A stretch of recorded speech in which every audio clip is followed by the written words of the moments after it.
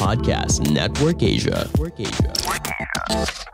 You really spend less when you choose not to use your credit card. Exactamundo. Lalo na ngayon, bago na po yung mga bills. Totoo. Oo, pati yung mga bills, ayaw na namin let go. Si Apple may collection po yun ng 50 dirhams na bago. Especially pag bago. Yung walang ayaw man lang, gastusin. wala man lang yung fold. Oh, di ba sa Pilipinas, piniframe pa nga yung mga 1,000 pesos kasi bago. Hi, I'm Jarek. And I'm Apple. And you're listening to the Langaspix Podcast. Join us every week as we talk about family, faith, and everything in between. Now powered by Podcast Network Asia and Podmetrics. Hello everyone, welcome to the Langaspix Podcast. We are here once again. Super early on Sunday morning. Very early and you're very, very sleepy. I'm so sorry, Langga. We're recording very late. Mga Langga, maraming salamat po just to share before we start our episode. We are recording late because I came home late. It was from my very first recollection. Yeah, praise official. God for that, actually. Praise God for that. Yeah, I mean, I didn't know what to do, to expect. So I'm very thankful for your help and support, and for our friends, also for Burns for sending me over some of his, tips on how to start a recollection. Kasi itong batang to, bata-bata pa, nagpapa-recollection na lagi, di ba? Do check out his IG. He's actually the equivalent of president for Halo Philippines. Yes, please do download halo.com/unboxingcatholicism. That's halo.com/unboxingcatholicism so that you can get your 3 months free premium when you do download the app. It's a prayer app. It's the #1 Catholic app, by the way. By doing so, you'll be able to pray the rosary with the likes of Mark Wahlberg. You're praying with Father Stu in the flesh. We still have yet to watch that movie, actually. Yes, and also you get to, you can get your Bible in a year there. I love the Jeff Caven's daily reflections that I listen to. And of course, the voice of Jonathan Rumi, the guy, the Jesus Christ in the Chosen series. An amazing app indeed. So, with that, mga Langga, our topic for today, of course, is not totally related to that. Our topic for today, since it's Prime Day today here in the UAE. Sakto. OMG, it's Prime Sunday weekend. na. Sunday na. This is the last day of the Prime Day. Well, in a way, it's kind of connected to our episode last week where we were talking about making decisions together as a couple, right? Making decisions with your langga. So, syempre, a major part then of the decisions you will make together would be concerning money and the spending of it as well, diba? Totoo yan. Whether it's a career change, moving countries, growing your family, lahat yan, involved ang money. Diba? Importante yun sa mga desisyon. Sabi nga nila, yung money, sino si Nima? Lasing na rin ako sa antok eh. Sabi nga nila, diba, na yung money, it's not the most important thing in life, but the lack of it affects the important things in life. Totoo. And oftentimes, diba, we always hear about stories where money is yung mga hot topics, yung mga hot issues. It's one of the common things that a lot of married couples fight about, whether or not they are yung very, very well off or maybe not so financially stable as of yet. It tends to be quite a common reason for couples to get into a spat. True. Money, money, money. Aba. Money, money. Money, money, nuni. Money. Money isn't everything, but it ranks up there with air and oxygen. Sabi ni Zig Ziglar. So naman, Zig Ziglar is a personal development guy. That I have one more book here that I haven't even touched yet. Pero that's the thing about money, right? I mean, because maybe it's sometimes we take it for granted. Na even if we consider ourselves na okay, I'll be more aware of it, pero madali din siya mawala. In the sense of boundaries, we tend to get out of bounds, especially when debt is concerned, right? Kasi a lot of times, a lot of our decisions, pag emotional siya, medyo nawawala yung filter natin, yung control natin pagdating sa pera, di ba? Totoo yan. But of course, like what we say here in the Langga Speaks, lahat naman ito na pag-uusapan, kailangan pag-usapan nyo ito bilang mag-partner, bilang mag-josie, bilang mag-asawa. You know, you can productively navigate conversations around finances and debt in your relationship, especially in marriage, importante. Or bago ka pa makasal. Dapat na pag-uusapan nyo na yan kasi mas mahirap kung both of you magkaiba yung mindset nyo about money. So the context of this episode is of course for those who are married, but also those who are to be married, who are thinking of marriage, who are thinking of, you know, sharing their finances with someone for life. Wow, for life. Pwede ba yun? Oo. Alam naman, I will put a deadline on my sharing of my finances. Ay, wala ba? Akala ko meron. May deadline ba? May limit, pero walang deadline. Wow. Till death to us part, Akala ko sir. sky's the limit. Death to us part, sir. Uy, death or death? Ay, hirap nun, di ba? Minsan kasi pag hindi na pag-usapan yung debt, talagang Baka naghiwalay till yung death mag-asawa. lang. Oo, till death lang. Naghiwalay yung mag-asawa. As in utang. Kaya we wanna remind yung mga langga ngayon, if you haven't heard or if you've thought about it, please do check out our website, langgaspeaks.com/Simbis, which is saving your marriage before it starts, where we also, we're certified facilitators and we give, it's a way for us to be able to help you in talking about things like this. May page doon na Money Matrix para malaman mo kung saver ka ba, spender ka ba. At kung ano yung mga financial fears True, mo. or lack of security ba? Or lack of funds to make your dreams come true ba? Nadidiscuss namin lahat yun sa Saving Your Marriage Before It Starts. So, langgaspeaks.com/SYMBIS. So, how do we handle money and avoid conflicts? Sige, pag-uusapan natin yan ngayon. Sige, number 1. Mabilis lang tong episode na to. Talagang iniklian ko to kasi alam ko na baka may mga maungkatay dito namang hindi dapat pag-usapan. Aray ko po. Ito naman tayo. Number 1. Ito na nga kailangan daw pag-usapan. Kasi, number 1, be transparent with one another. Siyempre naman lang sobrang transparent ko na nga sa'yo. As in, kulang na lang, ibigay ko sa'yo. Lahat naman ng password ko, alam mo Nasa iyo yung master password ng LastPass natin Sobrang transparent nga Kita ko nga kung ano mga gusto mong bilhin. Hindi mo pa na ilalagay sa wishlist mo. Pinag-uusapan at pinag-present mo na sa akin. Yung wishlist ko, may folder yan sa Amazon Prime mo. Kita ko. Alam mo yan.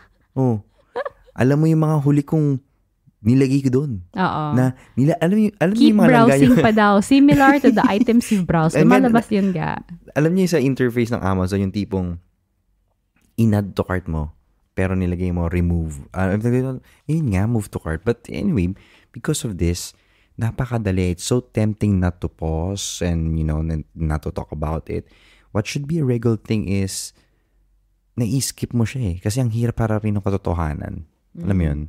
Yeah, it's something that we keep talking about here in Simbis or in our previous episodes when it comes to relationships.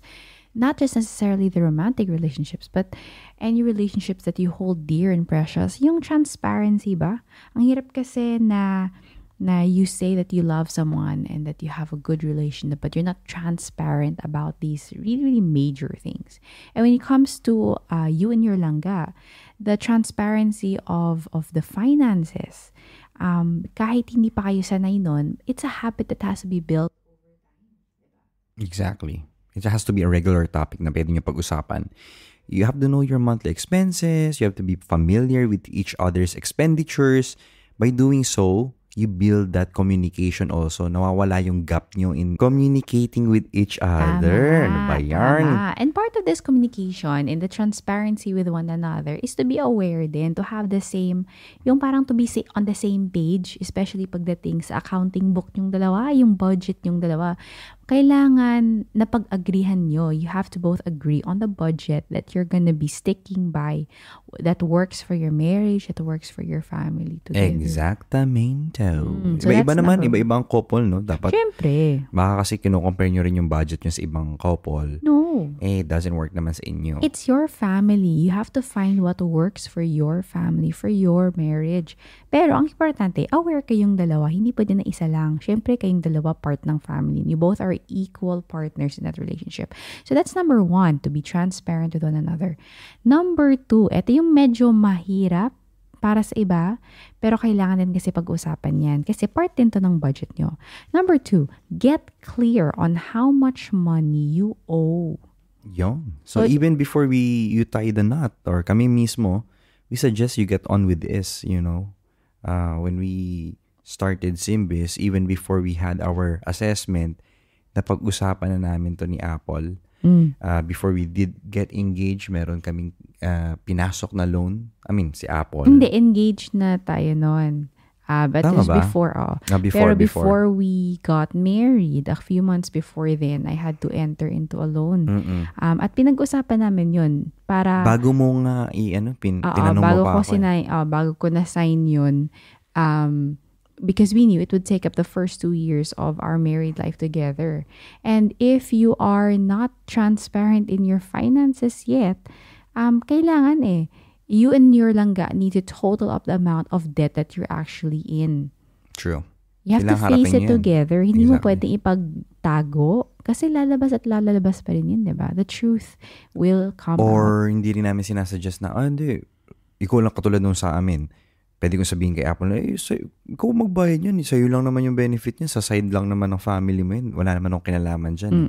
Pwedeng ganun kasi. Pero mga langga, when you do get married, hindi pwede, in a way, hindi siya healthy na ganun kasi it will be affecting the both of you. Exactly. In one way or another. When you get married, kasama na rin yung wallet. Your Ang hirap wallet nun, becomes married. Exactly. Ang hirap nun na sabihin niya na, bayaran mo yung utang mo kasi inutang mo yun nung single ka . Pero sa bahay, hati pa rin tayo sa expenses. Hirap naman ganun.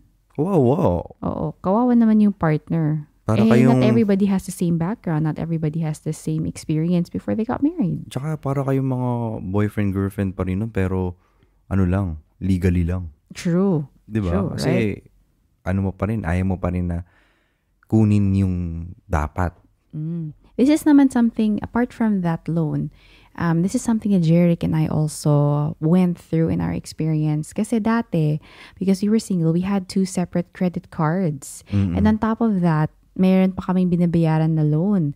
So it was not, it wasn't that healthy financially for us to know na, okay, we had all of this debt that we know that is under our name, pero hindi pa namin kino-consider on how to really reduce as much as possible. It's so easy to fool yourselves into thinking that you don't owe as much as you do. Kasi pag hindi niyo pa pinag-uusapan, if you don't bring it out onto the table, you will tend to forget it. And before you know it, it will just overwhelm you. Ano pa kami, mga langga, I can consider our relationship, kami dalawa naman, very financially, ibig sabihin, naman kami, yung financially savvy naman kami to the point that we're tracking everything that we are spending. But then again, even though with that, it's so easy to be trapped in it na saying na, meron tayong extra... Carry pa. Oo, meron pa tayong extra balance. We tend to assume that it is our money, even though it's imaginary money that you still have to pay at the end of the month. So I remember there was this one year when yung nabayaran namin yung loan, and then when Jeric and I were really parang we were enlightened, especially over the past 2 years of being the pandemic, na sabi na, kaya pala natin i-manage yung mga expenses natin, yung lifestyle natin, especially dala naman yung mga Kaya bata. pa natin i-reduce. Oo, kaya pa natin i-reduce. So what we did, we really focused on the better half of 1 year to be able to close out 1 credit card. And now, we have 1 credit card that we share with a supplementary, syempre kaming dalawa, but still, as much as possible, we lowered the balance. We lowered the balance to the very minimum. To the very minimum, and even then, as much as possible, we do not use it. Unless it's a big purchase that we can do a free interest installment, even though there's no such thing as installment free kasi parang kahit 0% May insurance pa rin eh. Hindi, meron pa rin siyang fee. May totoo. bang fee pa din eh. You're paying more than what the value of the item that you're buying. But generally speaking, we noticed ourselves in our experience, and we believe it's the same throughout the board, na you really spend less when you choose not to use your credit card. Exactamundo. Lalo na ngayon, bago na po yung mga bills. Totoo. Oo, pati yung mga bills, ayaw na namin let go. Si Apple may collection po yun ng 50 dirhams na bago. Especially pag bago. Yung walang ayaw man lang. gastusin. Wala man lang yung fold. Di ba sa Pilipinas, piniframe pa nga yung mga 1,000 pesos kasi bago. Talaga? Oo, kasi nagkaroon ng sa social media na bawal pagka hindi daw tinatanggap pag nakatiklop. kaya sa social media nakakatawa, naka-frame yung Naka-frame na lang, grabe. Naka-frame yung mga 1,000 para hindi magusot. Pero that's the thing, as difficult as it sounds, yung mga, syempre, it sounds so, you have achieved a certain level of achievement when you're able to say na, I have naka-black card. Naka-black card. Parang si si Doctor Ghost yan. Doctor. Or yung naka-platinum ka instead of the regular gold. Or yung, ito pa yung mahirap. Yung mga ranking yun, Ay, hindi ko mali ko ba? Yung mga miles pagdating sa credit card. Or kahit man yung mga rewards. Diba? Ay, I prefer plus this. points. I prefer this. Emirates NBD, no?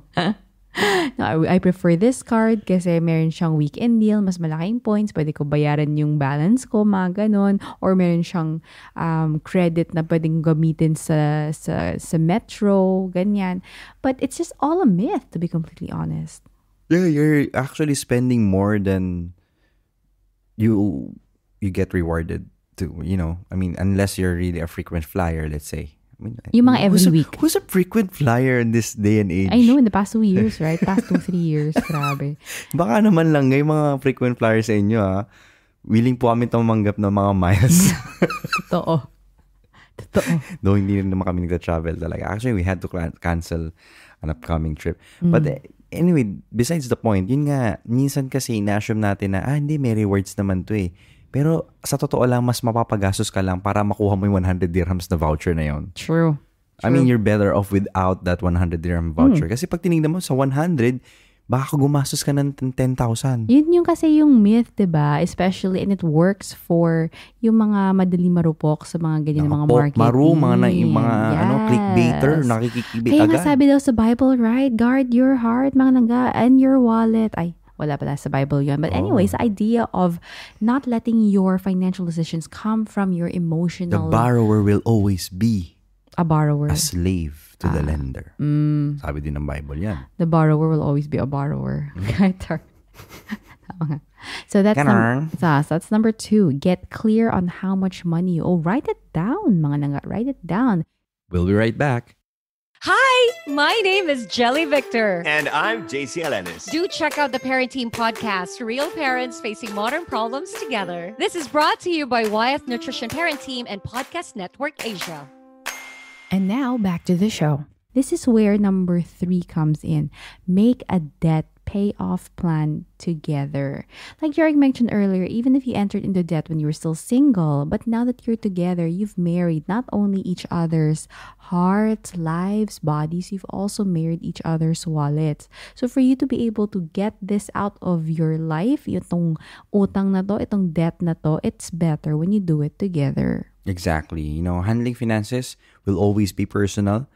So don't hesitate to try different methods. Wag kayong ibig sabihin ma-distract agad na bakit sa iba gumagana tong style na to, ba't kami hindi namin magawa-gawa. You have to determine, you have to try things out. Kami ni Apple noon, I remember when I started, as a single person, I used to even use Intuit Quicken. Yung Quicken na talagang software for money management. Ganun ako accounting ka-OC.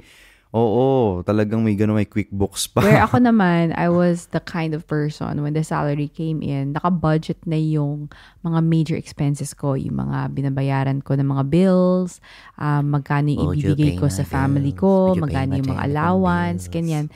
So, kung ano yung matitira, okay na siya. Basta na itapos ko na yung mga kailangan tapusin, na ibigay ko na rin yung tithes ko. Kung ano yung may iwan sa akin, yun na yun for the rest of the month. Hindi ako masyadong detalye. Like detailed in where it should go. Ako, dati super detailed. Kasi kontrolado ko, isa lang yung flow. Tapos nung pinakasalan kita, ang hirap na palang ganun. Kasi hindi ko control yung money style mo eh. Sa ating dalawa ako yung spender. Tapos ikaw yung saver. Sa ngayon. Talaga? Oo. Pero hindi ka masyadong savvy. Hindi ka masyadong nagma-micro detail. No. So I found a way to do that through Google Sheets. That's right. Kasi you're willing to sign it off. Okay, yan yung budget natin for the month. Tapos I'll do the other details, which I find comfort in, to be able to see where we're at in a micro level as well. Which is something that we need. Pero lahat ng mga langga, Google Sheet, hindi na ako gumagamit ng Quicken kasi yung Quicken, magbabayad pa ako. Dati namimirata pa ako nun. So, hindi ko na ginagamit yun. And Google na lang. After a lot of trial and error, after a lot of discussion, after a lot of don't you trust where we're going? Do you not see the importance of this, of our future plans, our future dreams? Ganyan. When we finally realize that our goal was the same, na to be able to become good stewards of the finances that God is giving us, not just for us, but for our family as well, mas naging decido kami to be able to Decido? What's a decido? Decided? Decidido? Decidido. Naman kasi ako. Why do I still try pushing myself? Kamag-anak ng tosino eh. Pero ready na ba tayo kumain dahil gabi na? We can have it for breakfast bukas. Wag muna, kakatapos lang natin sa meeting. But basically, the idea is that once you share the goal of finances, on top of everything else you have in your relationship, then both of you will become more motivated, even if you have very, very different money styles. Exactly. Once you've chosen the most practical method, mga langga, that you can do consistently, then it's time to put it into action. Hindi lang pwedeng puro lista-lista lang, puro plans lang, puro vision board lang. Hindi pwedeng ganun. Kailangan may action din. Kahit maganda yung Pinterest board nyo. Oo. Ano ba? Babawasan nyo ba yung mga subscriptions nyo? Kailangan ba both Disney Plus tsaka Netflix? Kami mga langga, nakikiride lang kami. Kaya nga siguro malaking mga freeloader kami. True. Kaya siguro malaking bagay din sa amin na 5 years and counting, wala pa rin kaming TV sa bahay. Kasi it reduces... Kasi di rin naman namin siya nagagamit. Of course, it's just, an extra benefit na we don't spend on it on the subscriptions. Pero yun, I mean, these little things, you find what works for your family, what works for your dynamic, if it's aligned to the goal that you have together. Oo. O kung kayo naman yung tipo ng tao na iinis sa pagbabawas, mag-add kayo ng income. Ito na ba yun? Are you gonna add your income? Kasi ako, I think I'm more of the adding of income already. True. Dati kasi more on bawas-bawas ako. Pero parang nakakapagod magtipid so ngayon, i-increase natin yung flow. Diba? Kaya ngayon, nagsa-side gig na rin si Jerry. Sa side gig ako para sa mga, mga wishlist ko. Oo. Akala nyo ba, si Apple lang kinukunan ko at saka sa sweldo namin, hindi. Nagpupuyat ako. Sila natutulog. Ako nag-e-edit. Kaya mga langga, dito namin pinapasok on inviting you to become part of our journey together and strengthening our relationship as a couple when it comes to increasing our income. Kaya please do check out buymeacoffee.com/langga. That's buymeacoffee, maraming salamat mga langga kasi talaga namang nakakatipid kami sa pagbabayad ng mga monthly fees nitong podcast na to. Totoo. Siyempre hindi naman to free, no? It's not free to produce. So, it's free to consume but not free to produce kasi we pay our hosting and all of this just for it to be available to each one of you. So, if you didn't catch that because of my pronunciation issues, that's buymeacoffee.com/langga. That's LANGGA, mga langga, ha? Of course, you can see it in our show notes. Again, going back to it, basta what's important is you are both on board with the plan. Tama. Kahit anong no matter what method that you guys choose, what's important that both of you are together, both of you are holding hands, and both of you are decidido. On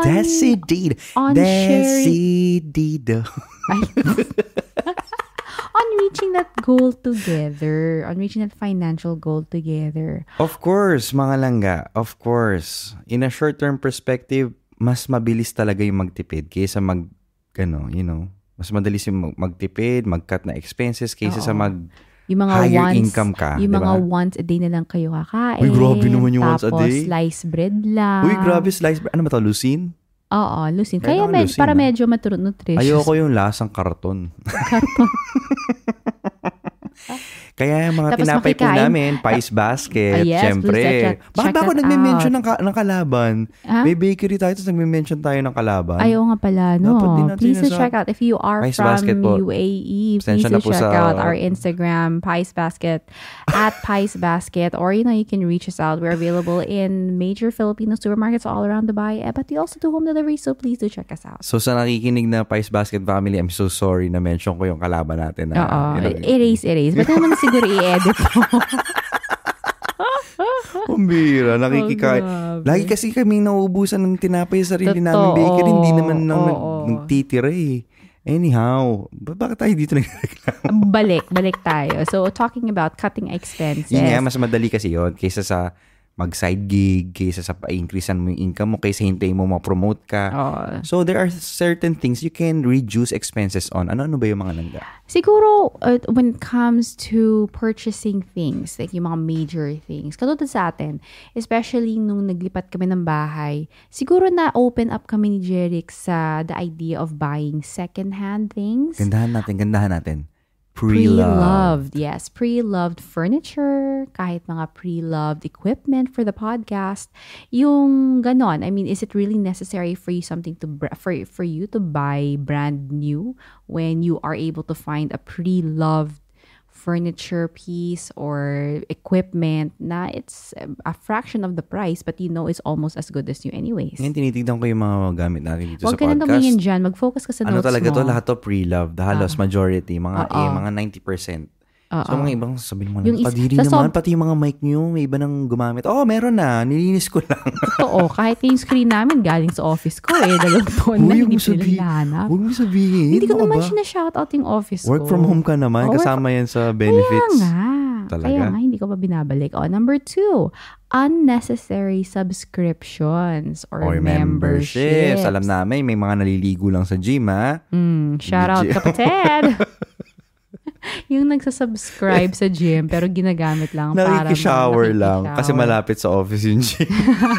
Okay, pero hindi niya ginagawa yun. Wala na, Umpisa syempre. lang Sayang doon. naman. Na-realize yung babayad siya para maligo. Oo, pwede ka naman maligo sa bahay. Total, Correct. nagbabayad ka lang naman dewa, diba? Ganyan ako noon. Dati, nag-fitness. Oo. Nakikishower ka. Nag-fitness iba. first platinum pa ako na sa Makati. Para naman Mayabang ligo. ako noon eh. Yabang-yabang ko. Kala mo naman, di naman ako nagbibigay sa magulang ko noon. Wow. Sana all. Noon yun kasi nga, alam mo na, very, very low self-esteem. So, ang ginagawa ko lang sa gym na yun, talaga nag-shower lang ako. Konting takbo lang. Konting takbo lang. Oo, kasi sobrang payat ko na eh. Ay, There was a oo, point in that my was it. life Yes. that I was even asking my friends, how can I gain weight? Mm. Diba? Sabi nila, hindi, mag-gym ka, tapos mag-quit ka. Yun yung sabi nila, mag-gym ako, mag-quit ako, para tumaba daw ako. You know, amazing how people just give this advice. I mean, they're not really nutritionists. And Yeah, but it happened to them everybody- kasi. Yeah, but Nag-gym everybody... sila, tapos bigla But silang everybody is nagkaralaman. different. And you have to understand how your body works. Iba- for you to be able iba to yung- give. iba yung metabolism Iba yung ko eh. genes, iba yung metabolism. Medyo These are all ngayon lang different bumagal nung nagkaroon ako ng 2 anak. people. There's nothing wrong with that. I still love you. Siguro nag-increase kasi yung mga treats. Dahil may mga Treats? bata na. Oh? Oo. Excuse? Mga bata kasi ang hilig-hilig sa coke. Sa ano. Excuse? Ah, di pa ba nagko-coke si Joseph? Ako lang Excuse? pala. Excuse, ha? Grabe na nga, pinapa-iced tea ko na yung anak ko. Pinababayagan ko mag-iced tea kapag kasama ka. Low calorie. Peach. Sure, Lipton. keep lying to ourselves Okay, here. game. Okay. Number 3, eto. Speaking of. Nakita natin to, especially nung pandemic, yung to reduce eating out. Ito talaga siguro, hindi talaga ako mabisyo, pero dito talaga nahuhulog yung loob ko dyan eh. So, pagkain sa labas, or pamimili ng mga pa-deliver. grocery, or pag-deliver ng mga pagkain. Grocery okay pa, pero yung, Hindi, yung pero- ordering out. Yeah, but when it comes to buying certain brands of food, do I really need that yung parang it's 15% more expensive because of the brand when I can buy a cheaper brand and I know it's just the same quality, ganyan. So it's all about also considering the effect of how much we spend on food and whether it's really necessary, especially when you're trying to achieve a certain financial goal. So ngayon, paparating na yung gastos natin sa linggong ito. I think we can categorize it. Sometimes kasi we have eat-outs na meron namang purpose. Like, Hindi naman sinasabi na kailangan magutom ka. hindi rin naman natin sinasabi na huwag silang kumain sa labas. Oo. Siguro i-regulate lang. Oo, yun nga, reduction of unnecessary. Ganyan. Pero lahat naman necessary. Nag-celebrate kami kasi Tuesday ngayon, di ba? Meatless Monday. Wow! Oh, ganyan. Kailangan natin mag-sushi. Celebrate ngayon kasi 16th of the Nakakaloka. month. The last time na nag-16th of the month, last month pa. Ito naman, mag-celebrate naman tayo because we haven't, Oo naman, you don't have to explain. Pero ang sinasabi natin malangga, pero kung napapansin nyo, kumakain lang kayo sa labas regularly because of no reason, just because you want to spend, and then you worry about where your money has gone. Yun yung issue eh. Kung kumakanta ka ng Since You've Been Gone. Ay, grabe. Bumabalik tayo sa 2000s, friends. Pero yun yung mga tanong lang, mga langga. Let us not complain about our situation if we know we've brought ourselves there. Right? Ay, sorry na. Oo.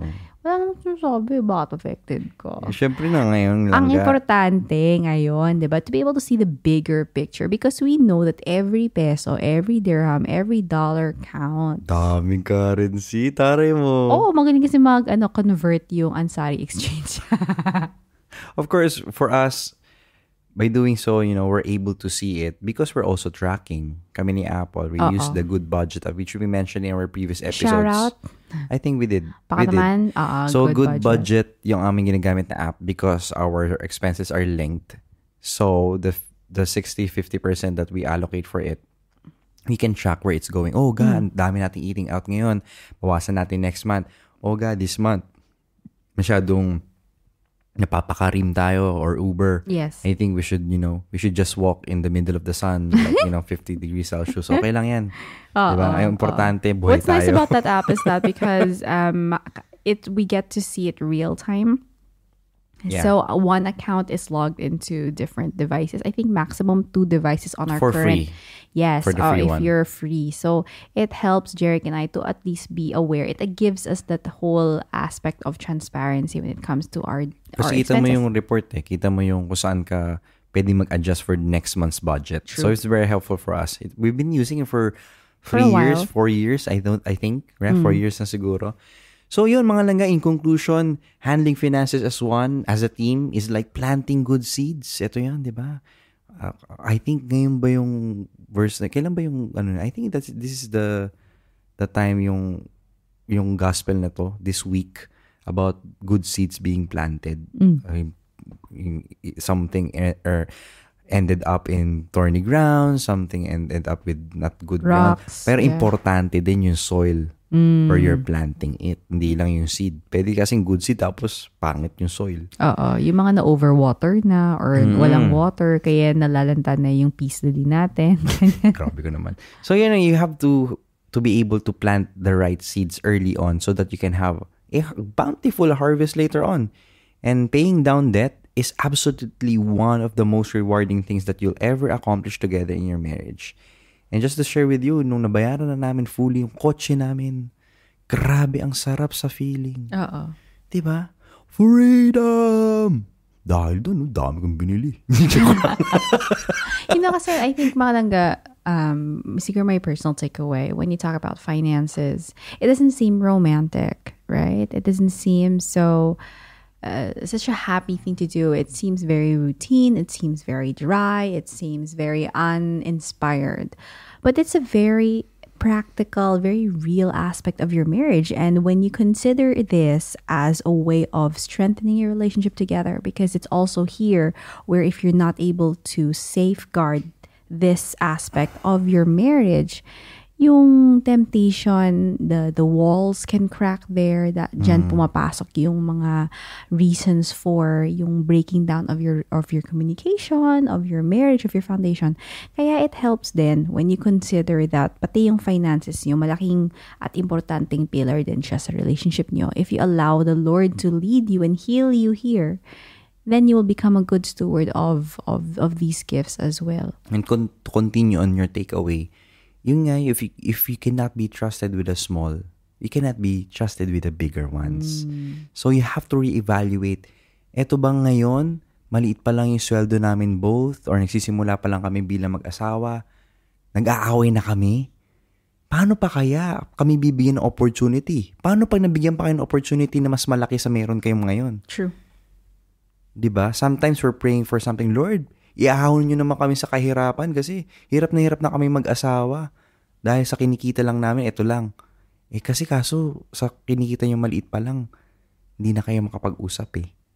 How can God prosper it even more? How can God bring you to sanctify each other even better? So, mga langga, we just had this topic because, first, it's Prime Day today. And at the same I time, need to buy my potato starch. yeah, every day we have, anything related to finance coming up. So, we have to also bring it to the Lord, Include mo siya sa dasal mo, include mo rin ang Panginoon sa pag-handle ng finances mo. Right. Hindi lang sa buhay mag-asawa, hindi lang sa paghahanap ng mamahalin, hindi lang sa kalusugan, but also in the health of how we view our money. That's it, mga langga. This is me, Jeric. And this Apple. Always reminding you na palangga ka sa Diyos. Diyos.